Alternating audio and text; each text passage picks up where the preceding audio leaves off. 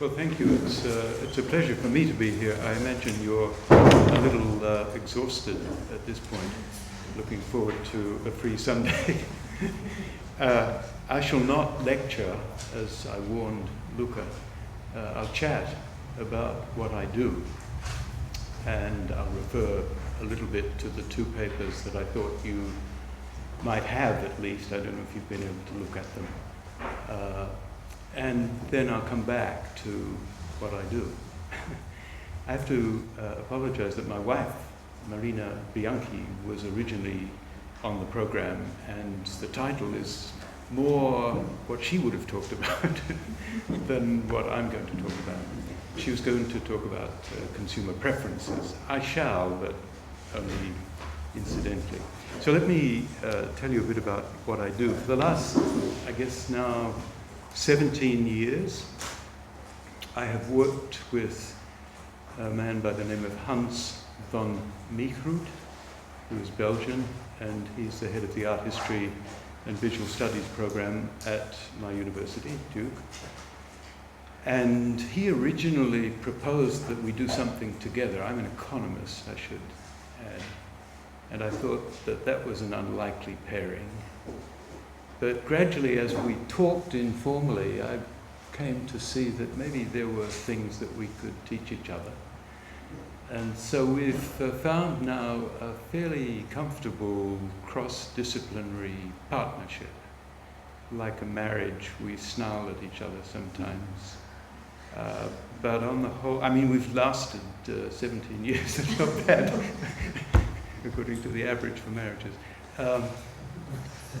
What we do is try to read each other's materials. So we come up with a topic, and he finds things, I find things, and then we make sure that the other gets everything that we have. And so we read everything that is informing the other's thinking. So I've read a lot of art history without ever having become somebody with the eye. So I have to apologize that I can't look at paintings the way art historians do, but I can talk a bit about them.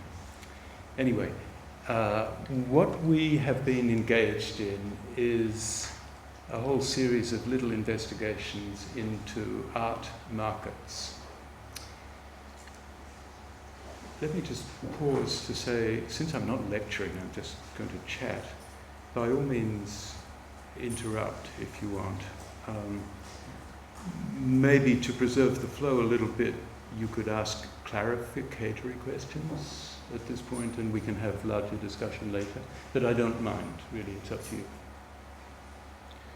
We're interested in how art markets functioned, how they emerged, where they emerged, why they emerged there and then, what the regulations were, and more importantly, in most cases, since regulations were very standardized, especially as they affected guilds,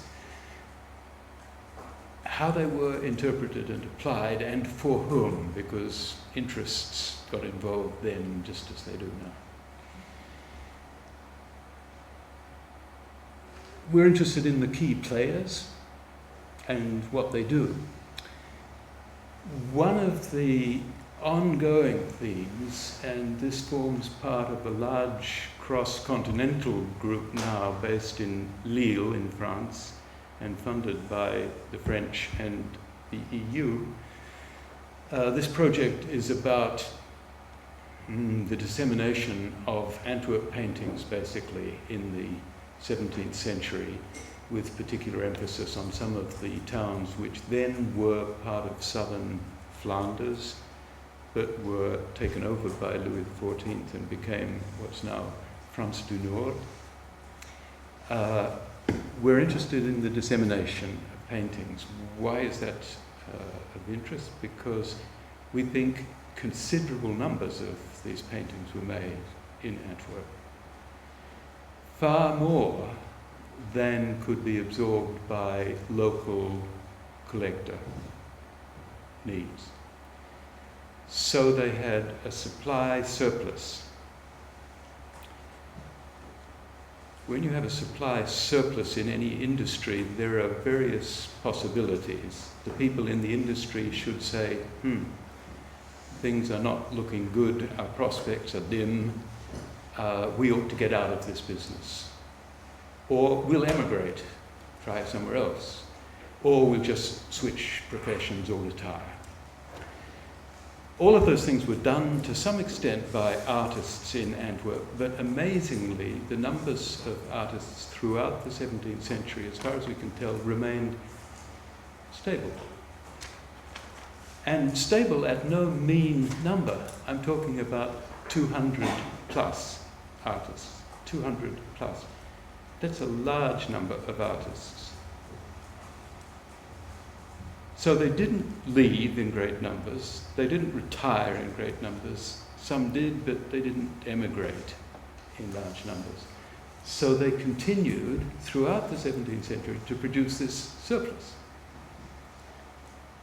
They must have thought that they could get rid of it somehow, and what we find, in fact, is all sorts of intriguing evidence as to the way they tried to sell here and there, doing whatever it took, legal, not so legal, always inventive, always aggressive, and if you go through a list of the places, they covered the then known Western world, including the New World.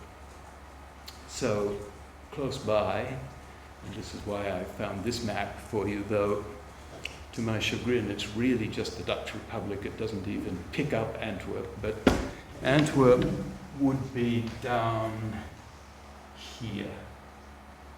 Amsterdam's up there, Rotterdam's in there. These are the mouths of the Rhine River. So Antwerp is down here. It's really just a step to go to Holland from Antwerp. They had the same culture and the same language, though they became politically divided at a certain point.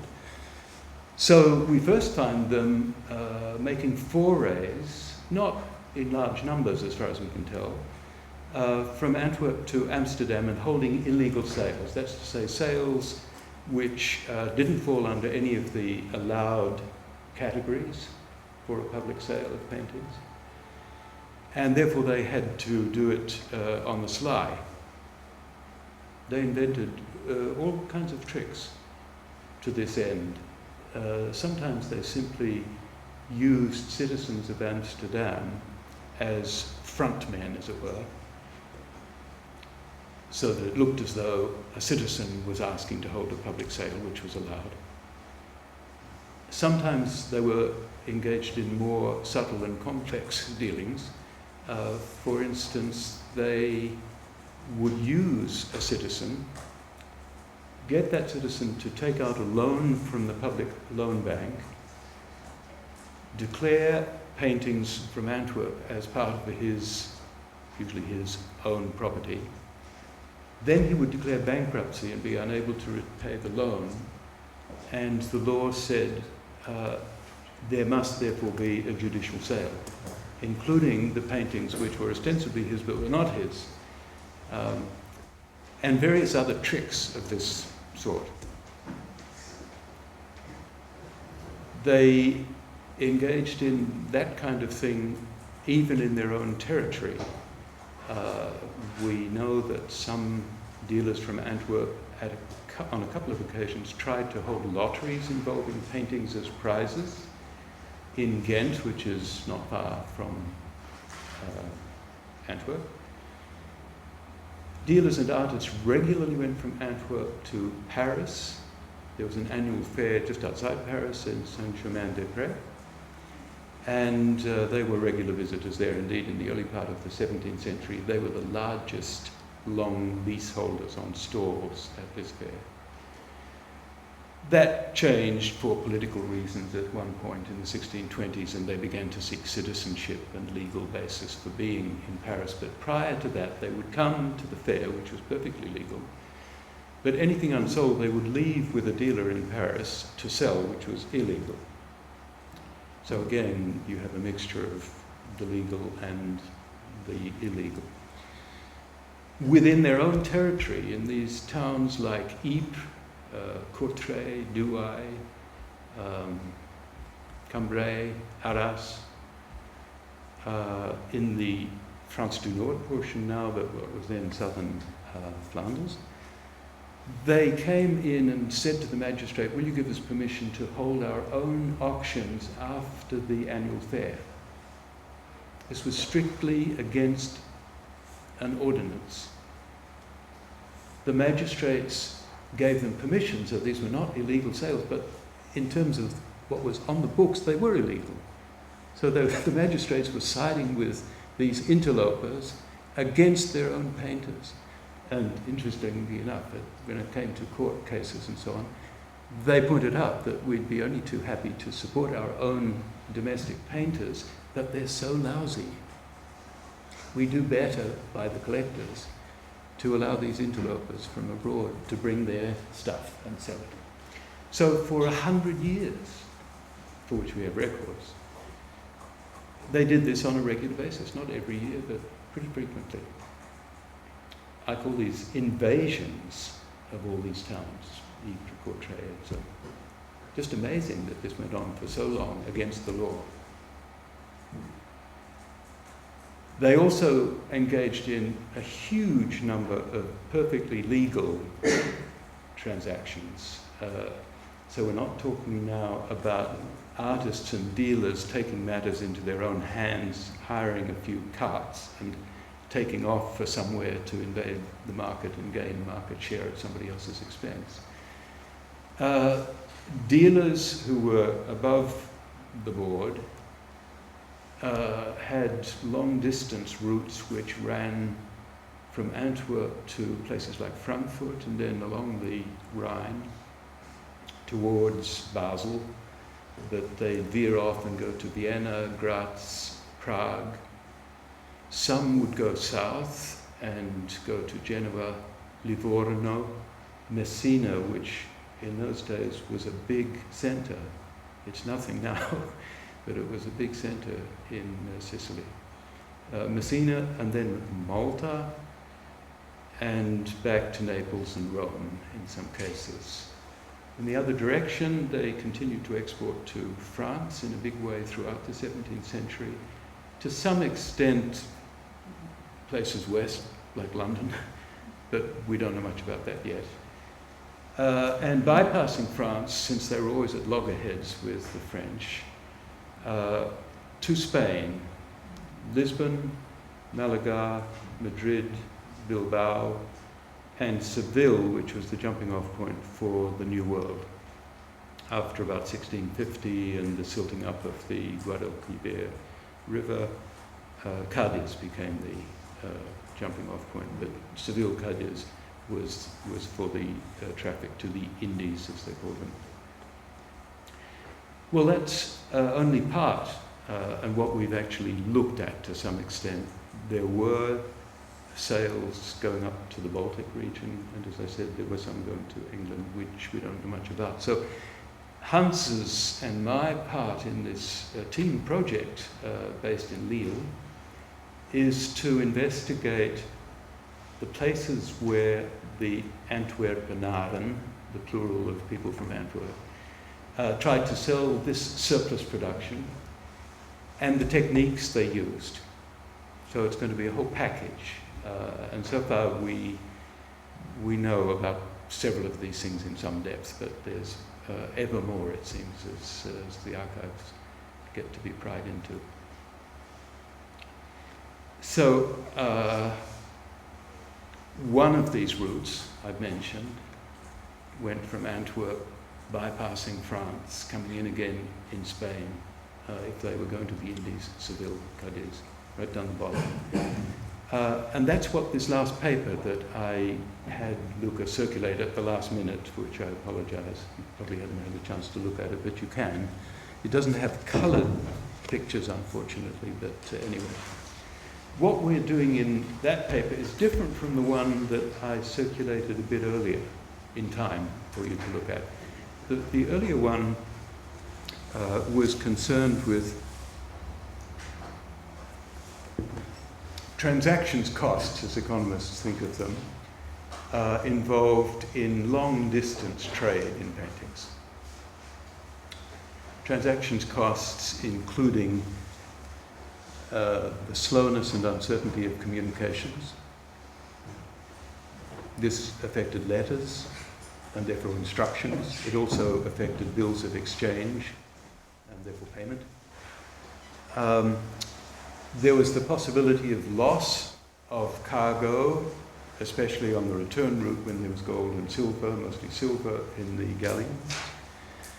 There was a risk associated with having to use third parties, either on the voyage out to, the ships went to Cartagena in the first instance, and then the ones for New Spain went up to Veracruz and then on to Mexico City. If you had to rely on somebody else, the cargo was out of your sight and care for months and months and months at a time, and you just had to hope that this person was reliable and would return you either goods or an appropriate amount of money. And such people were also responsible for effecting sales at the final destination, of course. Some of these problems and risks could be insured against, but it was costly. And some couldn't, and so there was still a cost, but it was psychological. You just worried. The paper focused on preferred partnering arrangements, which dealers had, and these are pretty predictable. A dealer in Antwerp would very much like to sell to somebody engaged in the Spanish or Indies trade, but actually living some of the time in Antwerp and able to take paintings when an order had been fulfilled, pay on the spot, no further problem, no further risk to the dealer. That wasn't very common. For instances where you had to have agents abroad, they preferred family or long-time extended family connections, again, for obvious reasons. But it didn't guarantee anything. It didn't guarantee that these people would fulfill their agency roles to the best of their ability, or that they quite understood what was required from your end. Sometimes they undercut the prices that had been set, and in other ways disappointed. But there was little else for it than to go with agents. When we examined in more detail the records of one dealer based in Antwerp, and this for the period 1626 to 46, so the first half of the century, a man called Chrysostomo von Immerseil and his wife Marie de Formestreux, we find them doing the right thing. Chrysostomo went back and forth between Seville and Antwerp. His wife stayed in Seville. He bought, but she would write to him and tell him what was hot and sellable in Seville, so that they had a very good arrangement, except that at some point we thought they just had to put their cargo on a boat, hope that the person they'd contracted with would look after it and so on. We now think, having gone further in the archives, archival work is never finished, right? You think you know something, but there's always more, and even if you've done 2 years of work, there could be more if you only knew where to look for it. So one should never